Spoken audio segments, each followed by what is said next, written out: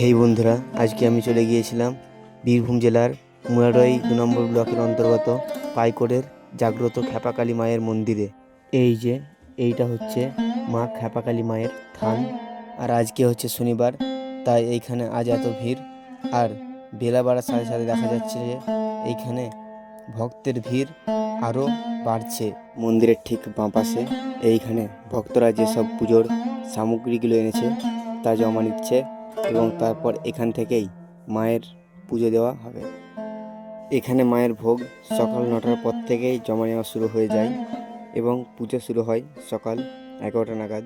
সারা বছর শনি ও মঙ্গলবার এই খ্যাপাকালী মায়ের পুজো হয়ে থাকে।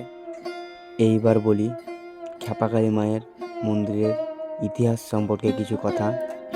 এই মন্দির ঠিক কত সালে প্রতিষ্ঠিত হয়েছিল সঠিক কেউ জানে না, তবুও বহু শতাব্দী প্রাচীন এই মন্দির এবং অনুমান করা হয় পাল এবং সেন যুগে এই মন্দির প্রতিষ্ঠা করা হয়েছিল এবং বহু যুগ আগেই সেই সময়ে 3জন সাধক সাধনা করছিলেন এবং তখন দৈববাণী হয়েছিল যে তারা হাতের কাছে যা জিনিসপত্র পাবে তা দিয়ে যাতে তারা মায়ের পুজো অর্চনা শুরু করে।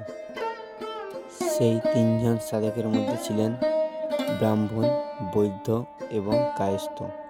সেই দৈববাণী শোনার পরে ব্রাহ্মণ তিনি পান ঘট, বৈদ্য পান কষি এবং কায়স্থ পান সোনার গোপাল।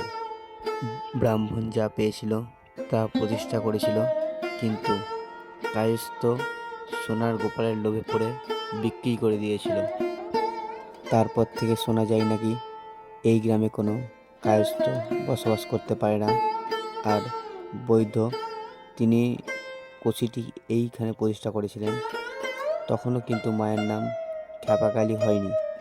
যে সাধক এইখানে পুজো অর্চনা করতেন তাকে সবাই বলতেন খ্যাপা সাধক।